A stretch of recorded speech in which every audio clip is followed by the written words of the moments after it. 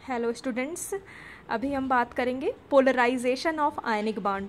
जैसा मैंने अपने जस्ट पिछले वीडियो में बताया कि कोई भी कोवलेंट मॉलिक्यूल 100% कोवलेंट नहीं होता है, कुछ ही होते हैं, ठीक है। उनमें कुछ पार्शियल आयनिक नेचर होता है, सेम टू सेम वैसे ही आयनिक मॉलिक्यूल जो होगा, आयनिक कंपाउंड जो होगा वो 100% आयनिक नहीं होता। उसमें भी कुछ होते हैं 100%, लेकिन मैक्सिमम आयनिक कंपाउंड जो होते हैं वो कोवलेंट नेचर रखते हैं। तो हम अब आयनिक कंपाउंड का कोवलेंट नेचर के बारे में डिस्कशन करेंगे। तो पोलराइजेशन क्या है भाई? इसको पोलैरिटी का जस्ट अपोजिट है ये, ठीक है। पोलराइजेशन का ये मतलब होता है कि कोई केटायन मतलब प्लस चार्ज, कोई केटायन किसी एनायन को मतलब नेगेटिव चार्ज वाले के इलेक्ट्रॉन क्लाउड को जितना डिस्टॉर्ट कर देता है, क्या कर देता है, जितना डिस्टॉर्ट करता है उतना ही ज़्यादा पोलराइजेशन होता है और उतना ही ज़्यादा कोवलेंट नेचर आता है और आयनिक नेचर घटता है, डिक्रीज होता है। ये चीज़ ध्यान रखना। मतलब पोलराइजेशन जितना ज़्यादा होगा उतना ही कोवलेंट नेचर आएगा, आयनिक घटेगा, ठीक है। More polarisation by cation, more covalent nature of ionic molecule, ठीक है। अब इसके लिए स्पेशली एक रूल है, फजान रूल। फजान रूल ये बोलता है कि ज़्यादा पोलराइजेशन होगा या तो और ज़्यादा कोवलेंट नेचर होगा, ठीक है। अब ज़्यादा पोलराइजेशन कब होता है, किस कारण, मतलब किस बेसिस पे ज़्यादा पोलराइजेशन होगा और ज़्यादा कोवलेंट नेचर शो करेगा। मतलब किसी आयनिक मॉलिक्यूल के कोवलेंट ज़्यादा कोवलेंट होने का रीज़न क्या हो सकता है?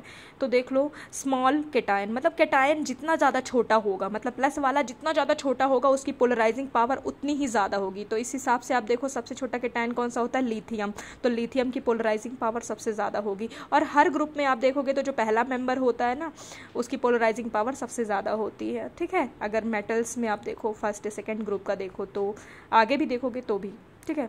आगे ये केटायन के बारे में है, स्पेशली फर्स्ट सेकेंड ग्रुप, ठीक है। जितना ज़्यादा छोटा केटायन होगा उतना ही पोलराइजिंग पावर होगा, मतलब उतना ही ज़्यादा पोलराइजेशन होगा इसके द्वारा। और जितना बड़ा एनायन होगा, लार्जर द एनायन, जितना ज़्यादा बड़ा एनायन होगा उतना ज़्यादा पोलराइजेशन होगा। मतलब छोटा केटायन, बड़ा एनायन, जब इन दोनों का कॉम्बिनेशन होगा तो वो उतना ही ज़्यादा कोवलेंट नेचर शो करेगा, ठीक है। इसके अलावा ये है कि मोर जेड इफेक्टिव। भाई जेड इफेक्टिव जब ज़्यादा होता है, केटायन की बात है, केटायन में जेड इफेक्टिव जब ज़्यादा होगा तो साइज उतना छोटा होगा, तो केटायन उतना ही छोटा होगा। तो ज़्यादा छोटा होगा केटायन तो क्या होगा? पोलराइजेशन ज़्यादा करेगा, कोवलेंट नेचर ज़्यादा बनेगा। Less Z effective on anion के लिए जेड इफेक्टिव कम होना चाहिए, तब पोलराइजेशन ज़्यादा होगा, कोवलेंट नेचर ज़्यादा आएगा, ठीक है।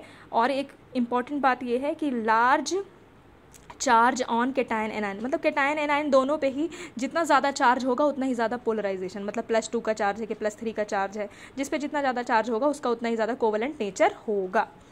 समझ में आई बात? तो जितना छोटा केटायन, जितना बड़ा एनायन है ना, उतना ही ज़्यादा पोलराइजेशन, उतना ही ज़्यादा कोवलेंट नेचर आएगा उस मॉलिक्यूल में। अब यहाँ पे देख लेते हैं कुछ ऑर्डर ऑफ कोवलेंट नेचर, ठीक है।